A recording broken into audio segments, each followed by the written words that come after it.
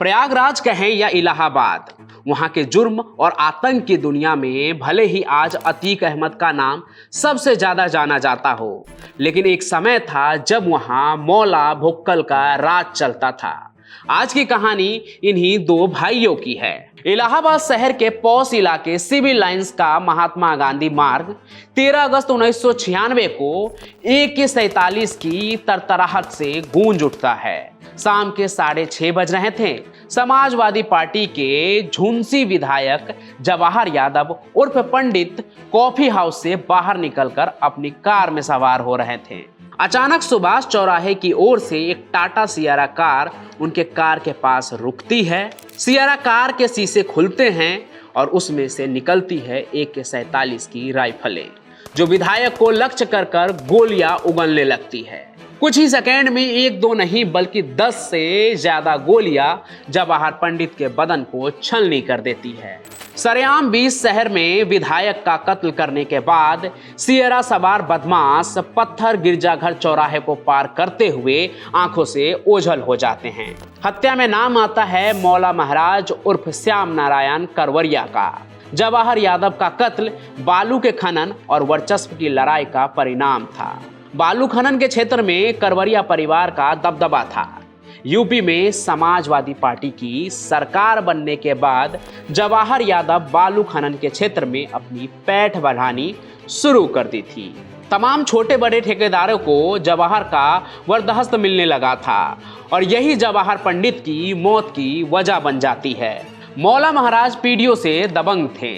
उनके पिता जगत नारायण करवरिया की कौसाम्बी में धाक थी। जवानी के दिनों में मौला महाराज अपने भाई विशिष्ट नारायण करवरिया उर्फ भुक्कल महाराज के साथ इलाहाबाद आए फैमिली बिजनेस बढ़ाने के लिए। 1970 के दशक में दोनों भाई इलाहाबाद में रियल एस्टेट के धंधे में बेताज बादशाह बनकर उभरे।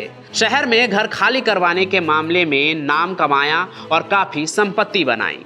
कहते हैं भुक्कल महाराज इलाहाबाद में सिर्फ एक ही आदमी का मकान खाली नहीं करवा पाए थे और वो थे हिंदी के जाने माने साहित्यकार उपेंद्र नाथ। उपेंद्र नाथ जी शहर के खुसरोबाग इलाके में एक मकान में सालों से किराए पर रहते आए थे। मकान मालिक वो मकान बेचना चाहता था। उपेंद्र नाथ ने उनसे वो मकान खरीदने की सोची।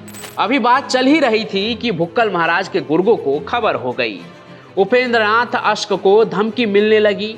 पैसे का लालच भी दिया गया, लेकिन वो नहीं माने। कोशिश की कि इंदिरा गांधी से मुलाकात हो सके, लेकिन अधिकारियों ने ऐसा होने नहीं दिया। उपेंद्र अश्क ने इंदिरा गांधी से मिलने की एकदम इलाहाबादी तरकीब निकाली। प्रधानमंत्री के काफिले के आगे लेट गए। जब पूछताछ हुई तो सारा हाल कह सुनाया।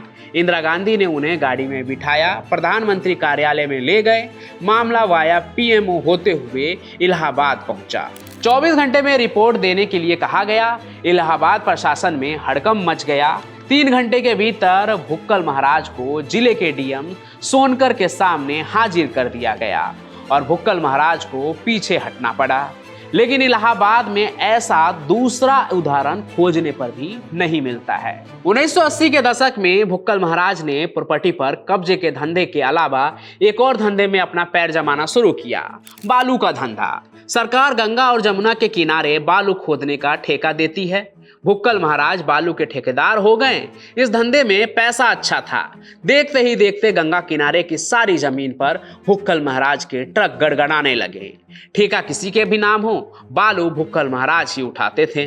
भुक्कल महाराज शहर के नामी बमबाज थे। वो और मौला दोनों भाइयों ने कल्याणी देवी इलाके में हवेली बना लिया और रहने लगे। उस समय अतीक भी उभर रहा था। वो रोशनबाग के एक छोटे मोटे बदमाशों के साथ उठता बैठता था, लेकिन था पहलवान। अब भुक्कल महाराज का कौसाम्बी आने जाने का रास्ता चकिया से होकर गुजरता था, जहां पर अतीक का घर था। जब भुक्कल महाराज का काफिला निकलता तो जिप्सी और महिंद्रा की जीप में बैठे उनके तमाम लोग अपने असलाहे बाहर दिखाते हुए चलते थे। कहा जाता है कि एक दिन अतीक ने उन जीपों के काफिलों को रोक लिया और कहा कि इधर से गुजरना है तो असलाह बाहर दिखा के न चले, नहीं तो समझ लो। भुक्कल महाराज की उम्र काफी हो चुकी थी। उन्होंने समझदारी दिखाई और उधर से जाना छोड़ दिया। बस फिर क्या था, 24-25 साल के अतीक का इलाहाबाद में नाम हो गया। पर साल 1991 में भुक्कल महाराज की संदिग्ध सड़क दुर्घटना में मौत हो गई। अब करवरिया परिवार के कारोबार को संभालने का जिम्मा आ गया उनके भाई मौला महाराज पर। और फिर हुआ बालू के कारोबार को लेकर जवाहर पंडित से दुश्मनी का मामला, जिसमें प्रयागराज में पहली बार AK-47 से हत्या की गई। कहा जाता है कि हाथ में AK-47 थामे मौला महाराज ने मारुति कार में बैठे एक शख्स को नाम लेकर ललकारना शुरू कर दिया, बाहर निकलो जवाहर पंडित। और इसके बाद सिविल लाइंस गोलियों की तरतराहट से गूंज उठा।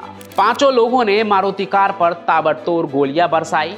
यह पहली बार था जब इलाहाबाद में AK-47 की तरतराहट सुनाई दे रही थी। आधे मिनट के भीतर जवाहर पंडित के शरीर में 10 गोलियां धंस चुकी थी। जवाहर पंडित के साथ बैठे कल्याण यादव ड्राइवर गुलाब यादव को भी गोलियां लगी थी। गुलाब और जवाहर ने मौके पर ही दम तोड़ दिया। इस मामले में मौला महाराज के साथ उनके भाई भुक्कल के बेटों पर भी आरोप लगा। खैर, इसके बाद श्याम नारायण करवरिया उर्फ मौला महाराज की 1996 में मौत हो गई। उनकी बहू नीलम करवरिया विधायक बन गई। लेकिन 2014 से करवरिया परिवार के सितारे गर्दिश में हैं। तीनों भाई पिछले 4 साल से जेल में हैं। पर मौला भुक्कल की कहानियां आज भी है। कहा जाता है कि उनके हवेली में विरोधियों को तड़पाने के कई इंतजाम थे, यहाँ तक कि उनके घर में मगरमच्छ भी थे। तो ये प्रयागराज के एक ऐसे बाहुबली कह ले, गैंगस्टर कह ले या फिर माफिया थे जिसकी कहानी आज मैंने आपको सुनाई। ये कहानी आपको कैसी लगी ये कमेंट बॉक्स में ज़रूर बताइएगा। साथ ही साथ इस वीडियो को लाइक कीजिए, ज़्यादा से ज़्यादा शेयर कीजिए और हमारे चैनल क्राइम कनेक्ट को सब्सक्राइब करके हमारा हौसला बढ़ाइए। हम फिर मिलेंगे नए सफ़र में किसी और चौंका देने वाली कहानी के साथ। तब तक के लिए आपका बहुत बहुत धन्यवाद।